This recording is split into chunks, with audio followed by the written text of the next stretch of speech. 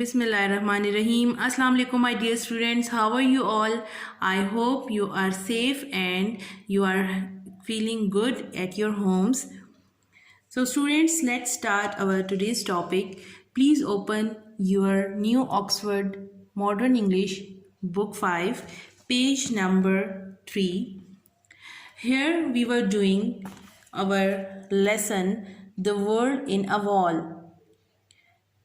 हमने यहाँ पे बताया था कि किस तरह से ऑथर जो है वो वॉल में डिफरेंट तरह के इंसेक्ट्स को देख रहा होता है और वहाँ पे उसको एक ब्लैक स्कॉर्पियो नज़र आता है. अब आगे we will continue our topic. We have done already 3 paragraphs and today we will start with the 4th one. Then one day I found a female scorpion in the wall. एक दिन मुझे वहाँ पे क्या मिला? एक फैट फीमेल स्कॉर्पियन यानी एक मोटी सी फीमेल स्कॉर्पियन मिली. एक मेल होता है नर और फीमेल होती है मादा. तो इसने मादा स्कॉर्पियन मादा बिच्छू को देखा इन द वॉल दीवार में. Wearing what at first glance appear to be a pale fawn fur cat coat. उसको ऐसा लगा कि जैसे उसने पहले फर्स्ट ग्लैंस का मतलब है आप जब अचानक किसी चीज़ को देखते हैं ना तो पहली नज़र में जो तो ये पहली नज़र में अपीयर्ड उसको ऐसा लगा कि ये जैसे एक पेल फॉन फर कोट है. पेल फॉन होता है गोल्डन सा ब्राउन सा ऐसा फॉन कलर का डिम कलर का फर कोट है. ऐसा लगा कि जैसे स्कॉर्पियो ने कोट पहना हुआ है. स्कॉर्पियो ने तो कभी कोट नहीं पहना होता. लेकिन ये क्या था? Closer inspection prove that this strange garment was made up of mass of tiny babies clinging to the mother's back.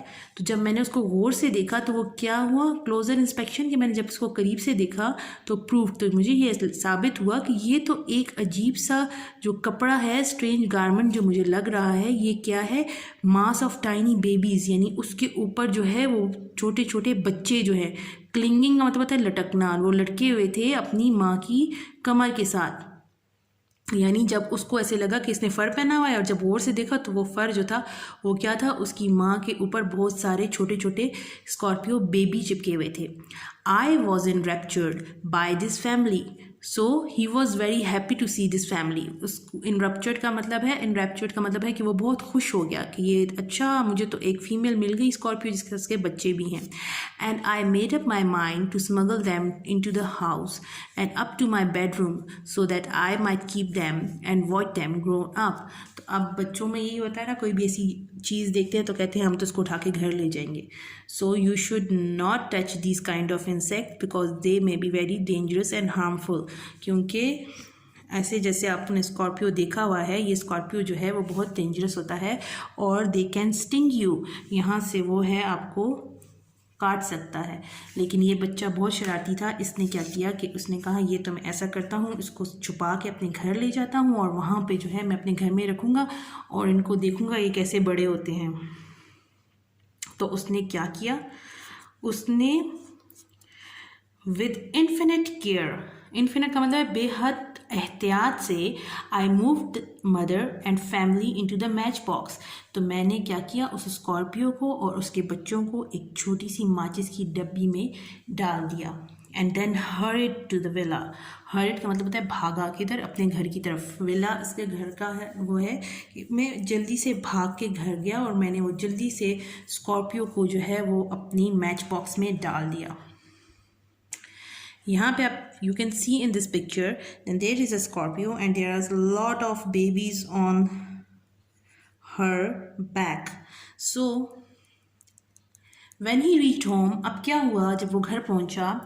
I was rather unfortunate that just as I entered door lunch should be served. कहता है मैं जो ही पहुंचा घर में ना तो बदकिस्मती, अनफॉर्चुनेट का मतलब है बदकिस्मती से जो ही मैं घर पहुंचा तो वहाँ पे मैंने देखा कि खाना लग गया था दोपहर का. सर्व्ड का मतलब होता है कि खाना लग चुका था. तो जाहिर बात है उसको खाने पे टेबल पे बैठना था. However, I placed the matchbox carefully on the mantelpiece in the drawing room and made my way to the drawing room and joined the family for the meal.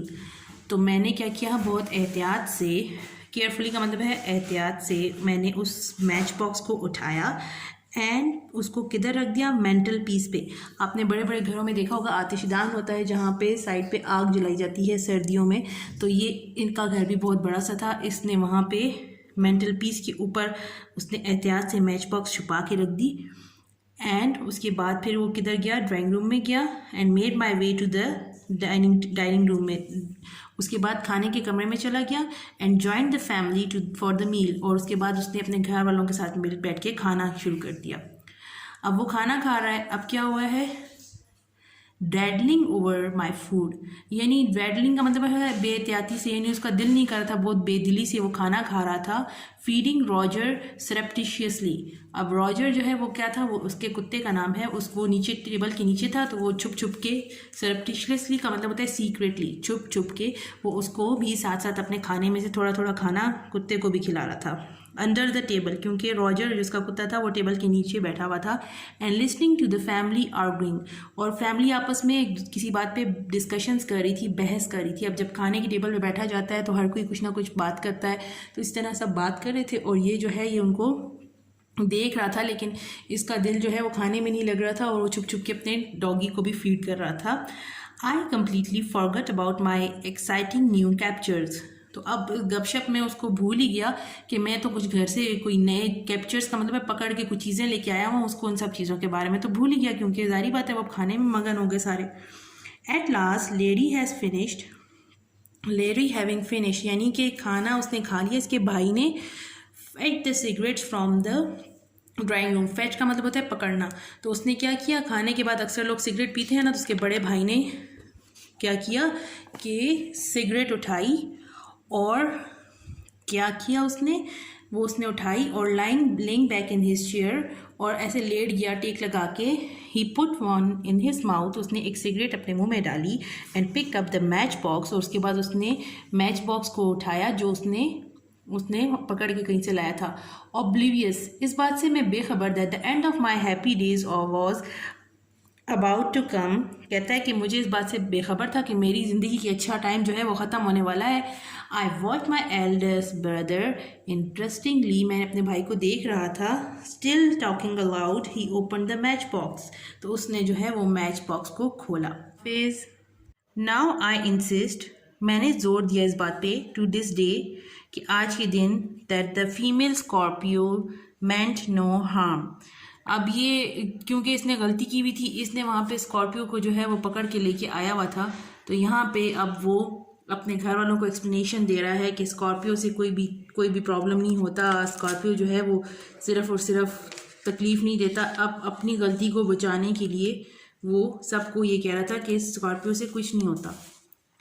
Have you ever seen a Scorpio, अगर आपने कभी देखा हो या pictures में या movies में देखा हो, तो इसकी इस तरह क्लॉज होते हैं और यहाँ पे इसका स्टिंग होता है जिससे ये डंग मारता है, तो सब इससे इसी बात से डरते हैं कि हमें डंग ना मार दे।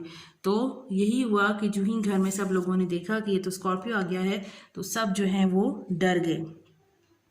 She was nervous and a little annoyed at being shut up in a matchbox for so long, and so she seized the first opportunity to escape.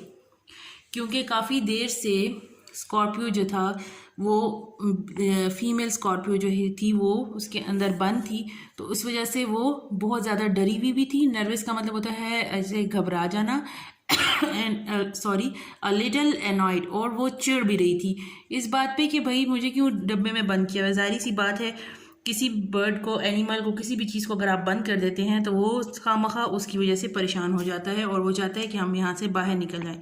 Eight being shut up for a match box for so long and so she seize the first opportunity to escape, तो उसने seize का मतलब है पकड़ना, first opportunity यानी जो ही उसको मोहलत मिली टू स्केप कि वो भाग जाए। अब जो ही आपको मोहलत मिलती है, अगर किसी ने आपको बंद किया हो तो जाहिर बात है आप कोशिश करेंगे कि मैं वहाँ से भाग जाऊँ। इसी तरह इस फीमेल स्कॉर्पियो ने भी कोशिश की कि मैं यहाँ से भाग जाऊँ। She pulled herself out of the box with great rapidity, तो उसने क्या किया, अपने आप को जल्दी से उस बॉक्स से बाहर निकाला और उसके बाद जल्दी जल्दी जो है, रैपिडिटी का मतलब है जल्दी से, उसने कोशिश की कि भागे यहाँ से। हर बेबीज क्लिंगिंग ऑन डेस्परेटली, उसके बच्चे जो थे वो भी उसके साथ चिपके हुए थे और वो भी जो थे बेचैनी से उसके साथ, क्योंकि ज़ाहिर बात है उनको बंद किया हुआ था इतनी देर से, तो वैसे ही वो सब घबराए हुए थे, लोग माँ के साथ चिपके हुए थे कि अब क्या होगा क्या नहीं होगा। And scuttled on to the back of Larry's hand, और क्योंकि लैरी जो था उसका बड़ा भाई था, उसके हाथ के ऊपर जो है उसने मैच बॉक्स को पकड़ा हुआ था। जो ही उसने सिगरेट पीने के लिए मैच बॉक्स को खोला तो उसमें से जो है स्कॉर्पियो निकल आए। तो अब क्या था कि ये जो दूर इसके हाथ में जो है वो स्कॉर्पियो बिखरे हुए थे, वो कुछ बच्चे जो थे वो उसके हाथ की पुश्त पे जो थे वो भी आके लैरी के हैंड पे थे। They are not quite certain what to do next, अब पता नहीं था उसको कि क्या करना है, क्योंकि आप घबरा जाएं तो खामखा आप घबराए हुए होते हैं, तो आप अपने आप को जो है दूसरों से बचाने के लिए जो भी हथियार आपके पास होता है आप अपने आप को बचाने के लिए उसका इस्तेमाल करते हैं। तो इसी तरह यहाँ पे उसने अपना स्टिंग जो है वो ऊपर किया। Have you ever seen a Scorpio, अगर स्कॉर्पियो आपने देखा हो तो आपको ये ज़रूर अंदाज़ा होगा कि जब भी वो डर या उसको कोई भी प्रॉब्लम होती है तो वो ज़रूर अपने स्टिंग को ऊंचा कर लेती है कि फ़ौरन मैं आके काट लूँ और मैं अपने आप को बचा लूँ। तो इसी तरह उसने भी इसी तरह यही किया कि फ़ौरन उसने अपने स्टिंग को ऊपर किया।